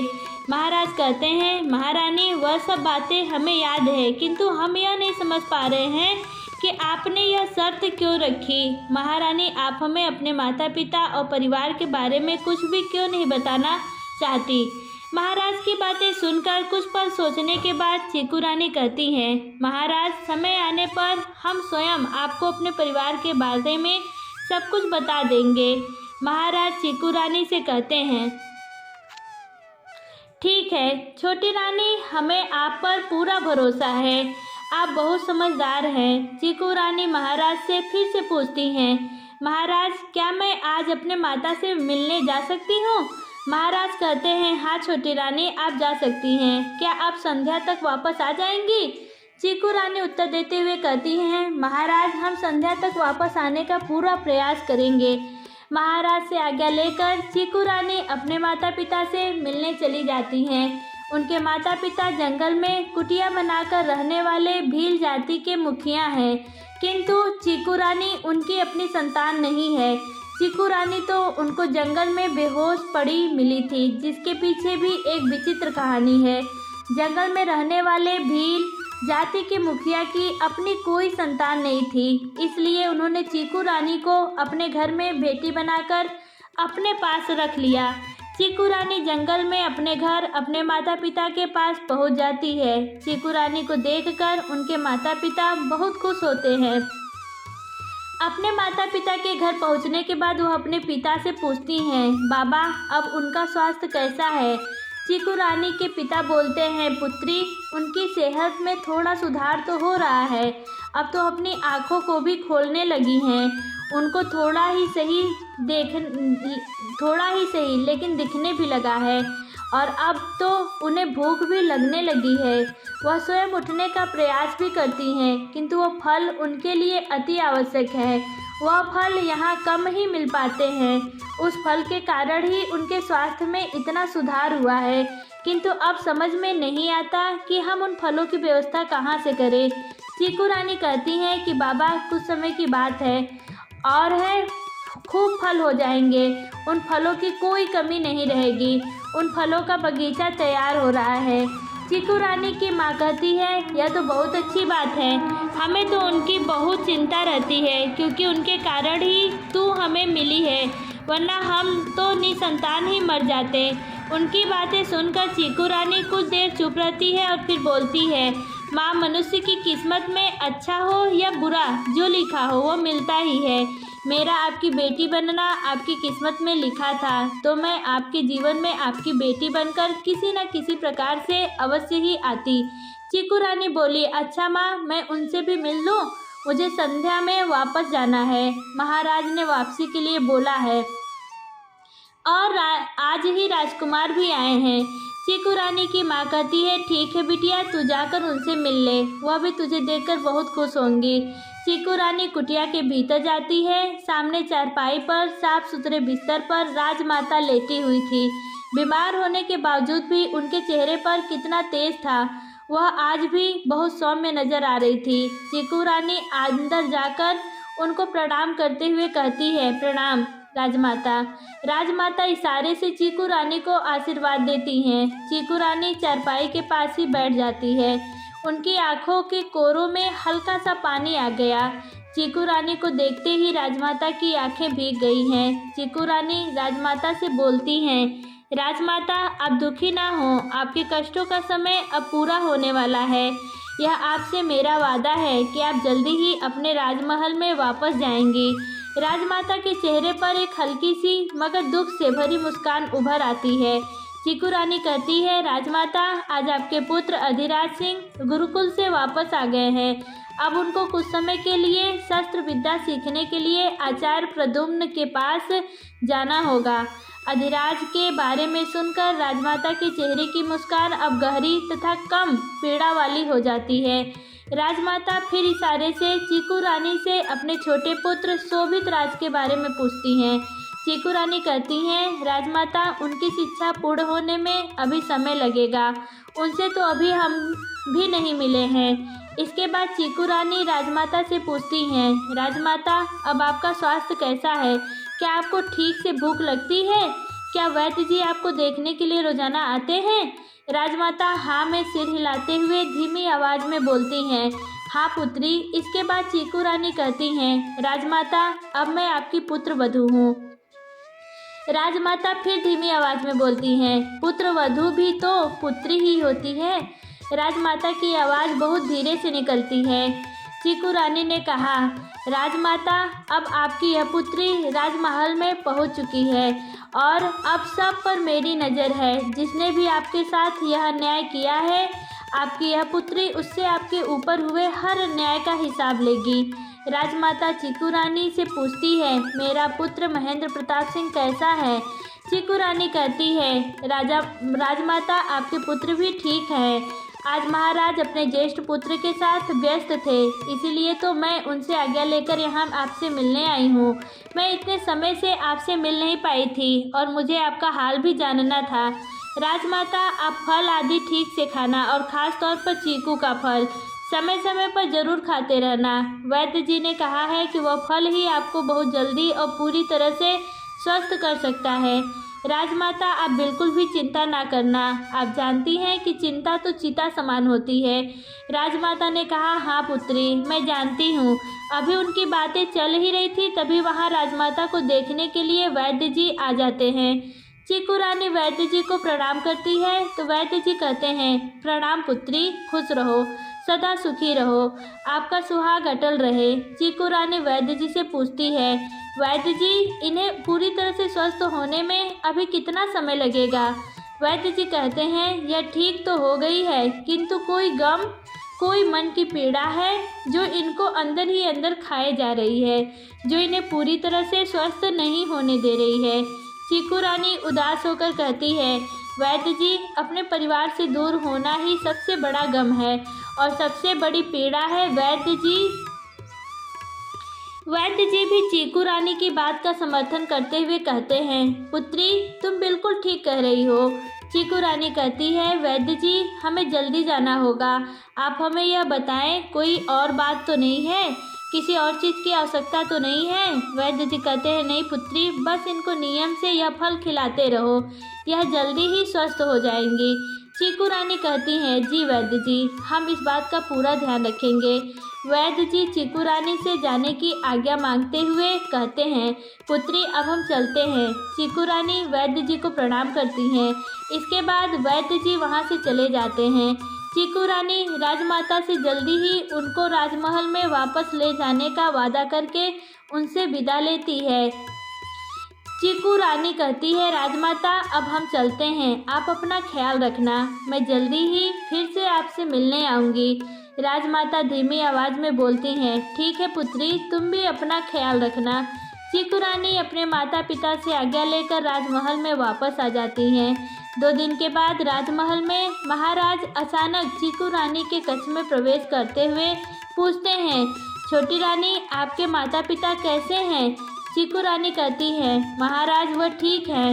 महाराज महसूस करते हैं कि ऐसा कहते हुए चीकू रानी के चेहरे पर एक उदासी थी। महाराज कहते हैं, छोटी रानी, यदि आपकी वहाँ रहने की इच्छा थी तो आप कुछ दिनों के लिए वहाँ और रह सकती थी। चीकू रानी कहती है, महाराज मुझे इस बात का संतोष है कि मैं सबसे मिल आई हूँ। महाराज अभी मेरा यहाँ रहना अति आवश्यक है, इसलिए मैंने वापस आना ही ठीक समझा। महाराज कहते हैं, छोटी रानी, वैसे तो आपने वापस आकर बहुत अच्छा किया है। आपने हम पर न जाने क्या जादू कर दिया है। आपके बगैर यहाँ हमारा भी मन नहीं लगता है। चीकू रानी हंसते हुए कहती है, महाराज हमने कोई जादू नहीं की है, यह आपका बड़प्पन है जो आप हमें इतना मान देते हैं। महाराज कहते हैं, छोटी रानी, आप इस मान की हकदार हैं। जब हम आपके पास होते हैं तो एक सकारात्मक ऊर्जा मिलती है। हमारे इर्द गिर्द चारों तरफ का वातावरण प्रफुल्लित सा रहता है। चीकू रानी कहती है, महाराज यदि आपकी आज्ञा हो तो मैं आपसे कुछ पूछना चाहती हूँ। महाराज कहते हैं, जरूर पूछिए छोटी रानी, आप क्या पूछना चाहती हैं? चीकू रानी कहती है, महाराज मैं ये जानना चाहती हूँ कि यह बावड़ी की तरफ इतने दरवाजे क्यों बने हुए हैं? महाराज, क्या बावड़ी के आसपास ऐसा ही होता है? मैंने कभी बावड़ी देखा नहीं है, इसलिए मैं आपसे यह सब पूछ रही हूँ। महाराज कहते हैं, नहीं छोटी रानी, जरूरी नहीं है ऐसा हो। यह दरवाजे तो इस प्रकार से हमारे पूर्वजों ने बनवाए थे ताकि यदि कोई भी कभी भी अन्य राजा हमारे राज्य पर आक्रमण करे तो करते हुए राजमहल तक पहुँच जाए तो महल की स्त्रियाँ बावड़ी के उन दरवाज़ों से सुरक्षित बाहर निकल सकें। चीकू रानी महाराज से पूछती हैं, महाराज उन दरवाज़ों से कोई सुरक्षित बाहर कैसे निकल सकता है? तो महाराज चीकू रानी के प्रश्न का उत्तर देते हैं, छोटी रानी, उन दरवाज़ों के भीतर से गुप्त दरवाजे भी हैं, जिनमें से कुछ दरवाजे तहखाना में खुलते हैं तथा कुछ दरवाज़ों के पीछे गुप्त सुरंगें भी बनी हैं जो राज्य की चारों तरफ की सीमा के जंगलों में जाकर निकलती है। वहाँ पर भी सुरक्षा की दृष्टि से खुलने वाले दरवाजे गुप्त स्थान पर खुलते हैं। चीकू रानी महाराज से कहती हैं, महाराज यह तो हमारे पूर्वजों ने बहुत ही अच्छी सुरक्षा व्यवस्था की है। संध्या समय के पश्चात युवराज के आने की खुशी में राजमहल में उत्सव का सा वातावरण था। प्रजा ने अपनी तरफ से रंगारंग कार्यक्रम का आयोजन किया था, उसकी ही तैयारी चल रही थी। सब राज्यवासी जिसमें जो हुनर था वह अपना हुनर पेश कर रहा था। कोई गीत गा रहा था तो कोई नृत्य कर रहा था, कोई बाजीगरी दिखा रहा था तो कोई कठपुतली का खेल दिखा रहा था। कार्यक्रम के मध्य में मझली रानी माधवी अपनी तबीयत खराब बताकर उठकर जाने लगती है तो उनके साथ ही उनकी मोह लगी दासी सन्नो भी उठकर चल देती है। चीकू रानी भी उन पर नज़र रखे हुए थी। कुछ समय बाद चीकू रानी सेनापति को भी वहां से जाते हुए देखती है। चीकू रानी सोचती है, आज तो हमें यह रहस्य निश्चित ही जानना है। इसके लिए मुझे इन सब की हरकतों पर नज़र रखनी होगी, तभी सच्चाई सामने आ पाएगी। मन में ऐसा विचार करके कुछ देर बाद चीकू रानी भी महल के भीतर चली जाती है। चीकू रानी जैसे ही राजमहल के गलियारे में पहुंचती है तभी उसको एक परछाई दिखाई देती है जो बावड़ी की तरफ जा रही होती है। चीकू रानी परछाई का पीछा करने के लिए अपने कदम आगे बढ़ाती है, तभी उसे एक और साया उसी तरफ जाते हुए दिखाई देता है जिस तरफ पहले वाला साया गया था। कुछ ही क्षणों में दूसरा वाला साया पहले वाले साये के पास पहुंच जाता है। उसके बाद वह दोनों एक साथ ही बावड़ी की तरफ बढ़ जाते हैं। चीकू रानी लगातार उन दोनों परछाइयों का पीछा करने का प्रयास कर रही होती है। थोड़े से प्रयास करने पर ही चीकू रानी उन दोनों परछाइयों के नज़दीक पहुंच जाती है। वह दोनों शायद एक जगह रुककर आपस में कुछ बात करते हैं। चीकू रानी उन दोनों परछाइयों से कुछ दूरी पर रुक जाती है और उनकी बातें सुनने की कोशिश करती है। दूरी कुछ ज़्यादा होने के कारण चीकू रानी ज़्यादा कुछ तो नहीं सुन पाती, किंतु चीकू रानी को उन दोनों की बातों से इतना आभास अवश्य हो जाता है कि जैसे इन दोनों के बीच में किसी की सेहत के बारे में वार्तालाप हुआ हो। कुछ देर बात करने के बाद वह दोनों शायद वहाँ से आगे बढ़ जाते हैं। चीकू रानी भी दबे पांव उन दोनों परछाइयों के पीछे पीछे चलने लगती है। वह दोनों सायम बावड़ी की तरफ पहुंचकर इधर उधर ध्यान से देखने के बाद एक दरवाजे को खोलते हैं तथा उस दरवाजे के पीछे बने गुप्त रास्ते से वह दोनों सायम कहीं गायब हो जाते हैं कि रानी अपने मन में यह विचार करते हुए उन दोनों परछाइयों का पीछा करती हैं कि निश्चित ही यह सेनापति और मझली रानी माधवी हैं। चीकू रानी अपने मन में यह विचार करती हैं कि आज तो हमें सेनापति तथा मझली रानी माधवी के यूँ इस तरह सबसे छुपकर कहीं जाने के रहस्य का पता लगाना ही है। आखिर ये दोनों इस प्रकार सबसे छुपकर जाते कहाँ हैं और इन दोनों के इस प्रकार साथ जाने का क्या कारण हो सकता है। अचानक उन दोनों की परछाई चीकू रानी की आंखों से ओझल हो जाती है। पहले तो चीकू रानी को यह समझ ही नहीं आता कि आखिर ये दोनों चले कहाँ गए, लेकिन फिर उसकी दृष्टि दीवार पर पड़े एक चित्र पर पड़ जाती है। उस चित्र में कुएं जैसी एक आकृति बनी होती है जो बाकी के बने पूरे चित्र से अधिक उभरी हुई सी लग रही थी। चीकू रानी सोचती है कि जरूर यही गुप्त दरवाजे को खोलने की चाबी होगी। चीकू रानी कुछ समय वहां खड़े होकर उन दोनों के आने की प्रतीक्षा करती है। वह देखना चाहती थी कि आखिर वो दोनों कितने समय में वापस आते हैं। करीब आधे घंटे के बाद चीकू रानी को उन दोनों के आने की आहट सुनाई देती है। चीकू रानी बहुत सावधानी के साथ छुपकर खड़ी हो जाती है। चीकू रानी देखती है कि वह दोनों भी बहुत सावधानी से धीरे धीरे आपस में बातें करते हुए आगे बढ़ रहे होते हैं। वे दोनों पूरी कोशिश करते हैं कि उन पर किसी की नज़र ना पड़ जाए। वह दोनों तेजी से बावड़ी से निकलकर बगीचे से होते हुए राजमहल के गलियारे में पहुंच जाते हैं। जब चीकू रानी को यह तसल्ली हो जाती है कि वह दोनों वहां से चले गए हैं, तो चीकू रानी गुप्त दरवाजे को खोलने के लिए उस दीवार पर बने चित्र की तरफ बढ़ती है। पहले तो चीकू रानी उस आकृति को दबाकर देखती है, लेकिन दरवाज़ा नहीं खुलता है। उसके बाद कुएं की आकृति जो कि थोड़ी उभरी हुई थी, चीकू रानी उसको पहले दाईं तरफ फिर बाईं तरफ घुमाने का प्रयास करती है तो वह कुएं की आकृति बाईं तरफ घूम जाती है। उस आकृति के थोड़ा सा घूमते ही दीवार की दाहिनी तरफ एक सीढ़ी सी दिखाई देने लगती है। उसके बाद चीकू रानी उस आकृति को थोड़ा और घुमाती है तो दीवार में दिखने वाली सीढ़ी थोड़ी और बड़ी दिखाई देने लगती है। चीकू रानी समझ जाती है कि एक गुप्त रास्ता है। अब चीकू रानी उस आकृति को पूरा घुमाती है तो उसे सामने एक बड़ा दरवाज़ा दिखाई देने लगता है। चीकू रानी उस दरवाजे के भीतर प्रवेश करती है। भीतर प्रवेश करते ही वह देखती है कि दीवार पर एक तरफ मसाल लगी हुई थी। उससे थोड़ा आगे चलकर उसे नीचे की ओर जाती हुई सीढ़ियाँ दिखाई देती है जो शायद किसी तहखाने में जा रही थी। तहखाने की सीढ़ियों के पास भी ठीक वैसा ही एक चित्र बना हुआ था जैसा कि बाहर दरवाजे को खोलने के लिए बना हुआ था। चीकू रानी उस चित्र पर बने कुएं के चिन्ह को दाईं तरफ घुमाती है तो वह दरवाज़ा बंद हो जाता है। इसके बाद चीकू रानी सीढ़ियों से होते हुए नीचे तहखाने में चली जाती है जहाँ एक गलियारा होता है। गलियारे से होते हुए वह एक कक्ष में पहुँच जाती है। वहाँ चीकू रानी को किसी के कराहने की एक धीमी सी आवाज़ सुनाई देती है। मसाल की रोशनी में कराहने वाले का चेहरा नज़र तो आ रहा था किंतु साफ दिखाई नहीं दे रहा था। चीकू रानी मसाल के पास रखा कोई द्रव्य डालकर मसाल की रोशनी को बढ़ाती है। रोशनी थोड़ी ज़्यादा होने पर वह उस व्यक्ति की तरफ देखती है जो कुछ देर पहले कराह रहा था। वह व्यक्ति ऊंची आवाज़ में चिल्लाकर बोलता है, तुम फिर से आ गई। इस तरह रखने से तो अच्छा है कि तुम लोग मुझे मार क्यों नहीं देते। तो रानी उस व्यक्ति के करीब जाकर बहुत ध्यान से देखती है तो वह चौंक जाती है। उसके मुंह से अपने आप ही निकल जाता है, बड़े महाराज आप यहाँ पर ऐसी अवस्था में। वह व्यक्ति भी चीकू रानी की तरफ देखकर बोलता है, तुम कौन हो?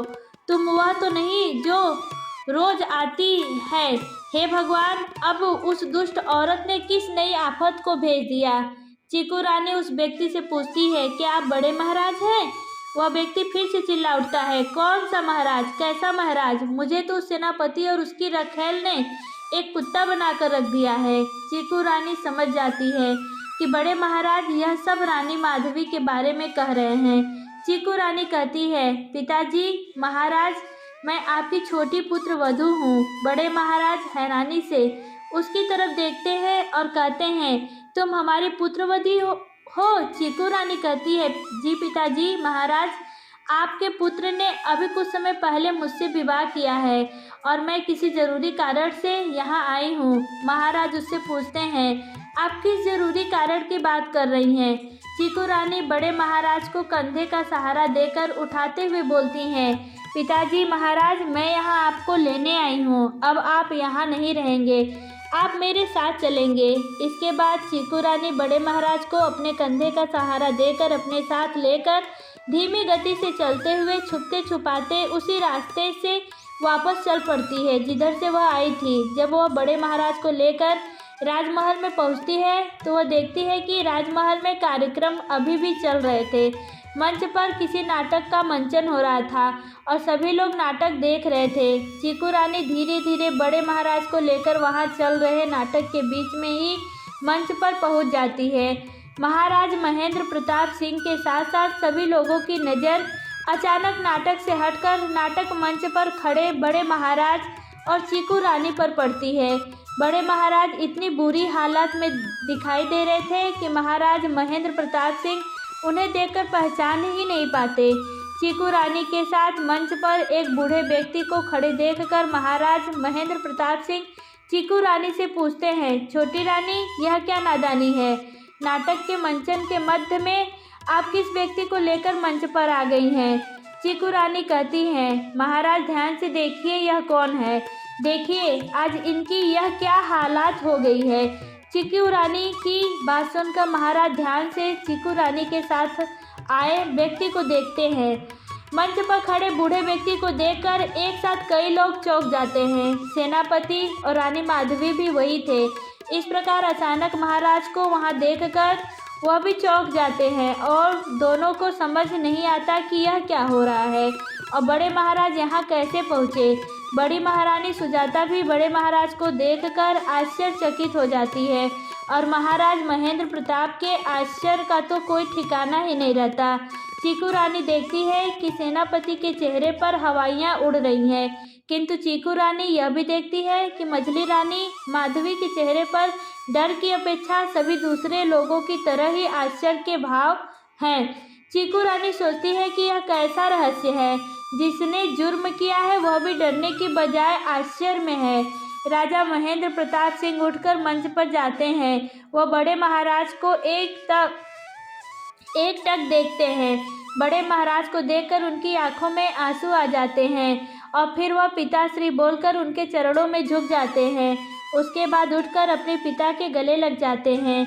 इसी दौरान मौका देखकर सेनापति वहां से धीरे से खिसकने का प्रयास करता है, लेकिन चीकू रानी की नज़र वहां से चुपके से जाते हुए सेनापति पर पड़ जाती है। चीकू रानी वहीं से बोलती है, सेनापति जी, आप कहाँ जा रहे हैं? आप ही तो महाराज तथा अन्य सभी लोगों को बड़े महाराज के बारे में पूरी कहानी बताएंगे। चीकू रानी के मुख से ये शब्द सुनकर छोटे महाराज बहुत ही आश्चर्य से चीकू रानी की तरफ देखते हैं। चीकू रानी बोलती हैं, हाँ महाराज, यह सब तो आपके सेनापति का किया हुआ था। अपनी पोल खुलती नज़र देखकर सेनापति फिर से भागने का प्रयास करता है। महाराज के कहने पर कुछ सैनिक सेनापति को वही दबोच लेते हैं।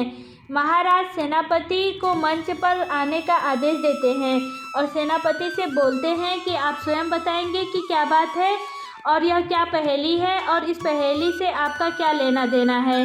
सेनापति मंच पर आते ही महाराज के पैरों में पड़कर अपनी रक्षा की भीख मांगने लगता है। महाराज द्वारा फिर से पूछने पर सेनापति बताना शुरू करता है, महाराज, मैं आज आपको वह कहानी बताता हूँ जिसकी योजना मैंने और सन्नों ने मिलकर बनाई। महाराज, हमने आपका सब कुछ संपूर्ण राज्य हथियार लेने की योजना बनाई थी। योजना के अनुसार हमें सबसे पहले धीरे धीरे आपके पूरे परिवार को समाप्त करना था। अपनी बनाई इस योजना के लिए हमें कई प्रकार के षड्यंत्र रचने पड़े। महाराज, षड्यंत्र की शुरुआत एक योजना के तहत हुई थी। बड़े महाराज की मृत्यु भी इसी षड्यंत्र का एक हिस्सा थी। उनकी मृत्यु एक शेर के प्रहार से हुई आकस्मिक मृत्यु नजर आ रही थी, जबकि सच्चाई यह थी कि हमने बड़े महाराज को बावड़ की तरफ वाले तहखाने में कैद कर दिया था। इतना कहकर जब सेनापति चुप हो गया, उसके बाद महाराज ने उससे पूछा, तो फिर वह शव किसका था जिसे हमने महाराज का शव समझकर दाह संस्कार किया था? सेनापति ने फिर कहना शुरू किया, महाराज, वह हमने बड़े महाराज की जगह जंगल में एक बड़े महाराज की तरह दिखने वाले सैनिक को मारकर उसका शव बुरी तरह क्षतिग्रस्त करके फेंक दिया था। उस शव की उंगली में बड़े महाराज की खानदानी अंगूठी तथा शरीर पर बड़े महाराज के वस्त्र पहना दिए थे। ऐसा हमने इसलिए किया था कि प्रथम नज़र में वो बड़े महाराज का ही शव लगे। छोटे महाराज पूछते हैं, सेनापति, यदि ऐसा था तो तुमने बड़े महाराज को तहखाने में क्यों डाला? सेनापति उत्तर देते हुए कहता है, महाराज, ऐसा हमें इसलिए करना पड़ा क्योंकि बड़े महाराज को एक राज मालूम है और हमारे लिए बड़े महाराज से वह राज जानना बहुत आवश्यक था। छोटे महाराज सेनापति से कहते हैं, सेनापति, तुम कौन से राज की बात कर रहे हो? चीकू रानी भी सेनापति से सवाल करती है। सेनापति, जल्दी से बताओ, वह कौन सा राज है जो तुम बड़े महाराज से जानना चाहते थे? अपने बचने का कोई रास्ता ना देखकर सेनापति कहता है, छोटे महाराज, राजमहल के गुप्त खानदानी खजाने का राज। छोटे महाराज सेनापति से पूछते हैं, कौन सा खानदानी खजाना? यह तुम किस गुप्त खानदानी खजाने की बात कर रहे हो? सेनापति छोटे महाराज से कहता है, हाँ महाराज, गुप्त खजाना, आपके परिवार का खानदानी खजाना, जिसका नक्शा बड़े महाराज को ही पता है और हमारे लिए वह खानदानी खजाने का राज जानना बहुत ज़रूरी था। महाराज, उस नक्शे के बारे में जानने के लिए हम दोनों ने बड़े महाराज को बहुत यातनाएं दी, लेकिन इतनी यातनाएं होने के बाद भी बड़े महाराज तर्स से मस नहीं हुए। सेनापति के मुख से इतना सुनते ही राजा महेंद्र प्रताप सिंह को बेहद क्रोध आ जाता है तथा वह क्रोध में आकर अपनी तलवार निकाल लेते हैं। तभी चीकू रानी उनको टोकते हुए बोलती है, रोकिए महाराज, अभी तो अन्य राज बाकी है। छोटे महाराज चीकू रानी की तरफ देखकर पूछते हैं कि चीकू रानी, और कौन सा राज है? चीकू रानी कहती है, महाराज, वह भी आपको अभी थोड़ी देर में पता चल जाएगा। उस राज के बारे में भी आपको सेनापति ही बताएंगे। इन सब बातों में काफ़ी समय गुजर जाता है। सुबह होने का समय हो जाता है। इस बार चीकू रानी की यह बात सुनकर सेनापति भी आश्चर्य और हैरानी से चीकू रानी की ओर देखता है। चीकू रानी कहती है, महाराज चलिए, वह दूसरा राज भी आपको मैं ही बता देती हूँ, जिसको सुनकर आप बेहद खुश होंगे। चीकू रानी बोलती है, महाराज, राजमाता भी जीवित हैं। छोटे महाराज हैरान हो जाते हैं और चीकू रानी से पूछते हैं, चीकू रानी, यह आप क्या कह रही हैं? चीकू रानी की इस बात से महाराज के साथ साथ सेनापति भी चौंक जाता है तथा आश्चर्य में उसके मुंह से यह शब्द निकलते हैं कि राजमाता तो मंदिर में जलकर समाप्त हो गई थी, फिर राजमाता जीवित कैसे हो सकती हैं? इसका मतलब सेनापति भी राजमाता के विषय में अनजान थे। आज तक सबके साथ साथ वह भी यही सोचता था कि राजमाता मर चुकी है। चीकू रानी कहती है, महाराज, राजमाता जंगल में मेरे माता पिता के पास है। अब आपको सेनापति जी बताएंगे कि राजमाता को समाप्त करने की योजना किसने बनाई थी। चीकू रानी बोलती है, सेनापति जल्दी से बताओ, वह क्या योजना थी? महाराज क्रोध में कहते हैं, बोलो सेनापति, अन्यथा हमारी तलवार होगी और तुम्हारी गर्दन होगी। सेनापति डर से थर थर कांपते हुए कहता है, बताता हूँ महाराज, राजमाता को मंदिर में जलाकर समाप्त करने की योजना भी मेरे और सन्नों के द्वारा ही बनाई गई थी और हम अपनी योजना में कामयाब भी हो चुके थे। चीकू रानी बोलती है, महाराज, अब आगे की कहानी हम आपको बताते हैं। महाराज, सेनापति और दासी सन्नो के मध्य कोई चक्कर चल रहा था। मझली रानी माधवी की दासी सन्नो अक्सर मझली रानी माधवी को नींद की औषधि देकर स्वयं उनके वस्त्र पहनकर सेनापति से मिलने जाती थी। महाराज, आज तक मैं भी दासी सन्नो को मझली रानी समझ रही थी। यह दासी सन्नो मझली रानी माधवी के वस्त्र और आभूषण पहनकर मझली रानी माधवी का वेश धरकर सेनापति से मुलाकात करती थी, इसलिए मुझे भी समझने में बहुत देर लगी। उस दिन जब राजमाता मंदिर जा रही थी तो इन दोनों की योजना राजमाता की चहेती दासी प्रभा ने सुन ली थी। प्रभा ने मंदिर में राजमाता को बता दिया कि सेनापति और दासी सन्नो इन दोनों ने मिलकर आपको समाप्त करने की योजना बनाई है। राजमाता की दासी प्रभा राजमाता को पूरी योजना बताकर फिर राजमाता से हाथ जोड़कर विनती करती हैं कि राजमाता आप मेरे साथ अपने वस्त्र बदल लें, आप में वस्त्र पहन ले तथा मैं आपके वस्त्र पहन लेती हूँ, क्योंकि इस समय हम सेनापति की योजना का खुलासा भी नहीं कर सकते हैं। सेनापति हमारे आसपास ही होगा, यदि उसको कुछ भनक लगी तो वह कुछ भी कर सकता है। हमारे पास अब समय कम है, आप मेरे वस्त्र पहनकर मंदिर के पीछे वाले मार्ग से बाहर निकल जाना। राजमाता अपनी दासी प्रभा की बात मानकर अश्रुपूर्ण नेत्रों से अपनी प्यारी दासी से विदा लेकर और उसका धन्यवाद करते हुए पीछे के दरवाजे से बाहर निकल जाती है। सेनापति और सन्नो की योजना के तहत राजमाता की जगह उनकी दासी प्रभा इन दोनों के षड्यंत्र की बलि चढ़ जाती है। उस समय मंदिर से जो शव मिला था वह राजमाता का न होकर उनकी चहेती दासी प्रभा का था। राजमाता तो पीछे के रास्ते से भटकते भटकते जंगल में पहुंच चुकी थी। राजमाता कई दिनों तक भूखी प्यासी जंगल में इधर उधर भटकती रही। राजमाता देवी माँ की अनन्य भक्त थी। देवी माँ अपनी अनन्य भक्त राजमाता की ऐसी अवस्था देख अत्यंत आहत हुई। हम भी देवी माँ के भक्त हैं और मैं देवी माँ के आशीर्वाद से प्राप्त एक दिव्य कन्या हूँ। एक बार राजमाता बड़े महाराज के साथ जंगल में शिकार के लिए गई थी, तब हम उनको जंगल में मिले। बड़े महाराज और राजमाता ने हमारी परवरिश का जिम्मा जंगल में रहने वाले भील जाति की मुखिया तथा उनकी पत्नी को सौंप दिया। हमारी परवरिश उन्होंने ही की। उस दिन भी राजमाता जंगल में भटकते हुए मुखिया जी को यानी हमारे पिताश्री को मिल गई। तब से राजमाता वही जंगल में हमारे माता पिता के पास हैं और वही उनका इलाज चल रहा है। चीकू का बाग भी हमने उनके लिए ही लगवाया है। वैद्य जी ने उनको चीकू का नियमित सेवन करने के लिए कहा है। प्रतिदिन चीकू के सेवन से ही वह पूर्ण स्वस्थ होंगी। देवी माँ ने स्वयं प्रकट होकर हमें यह कार्य पूर्ण करने को कहा। राजा महेंद्र प्रताप सिंह चीकू रानी के सामने हाथ जोड़कर खड़े हो जाते हैं और चीकू रानी से बोलते हैं, देवी आप धन्य हैं, आपने हमारे माता पिता हमें लौटा दिए। उसके पश्चात राजमाता को राजमहल लाया जाता है। सेनापति के साथ साथ दासी सन्नो के भी हाथ काटकर उन दोनों को काल कोठरी में डाल दिया जाता है। रानी माधवी ने स्वयं अपनी दासी सन्नो के हाथ काटकर उसके कर्मों की सजा दी। चीकू रानी आज राज्य के हर नागरिक को अत्यंत सुंदर, बहुत ही तेजोमय रानी लग रही होती है। चीकू रानी जिनको देवी माँ का विशेष आशीर्वाद प्राप्त था कि उनको जो जैसी नज़र से देखेगा उस व्यक्ति को वो वैसी ही दिखाई देंगी। चीकू रानी का असली नाम अवनिका था, किंतु रानी ने राजमहल में आने से पहले देवी माँ की आज्ञा से अपना नाम बदलकर चीकू रख लिया था।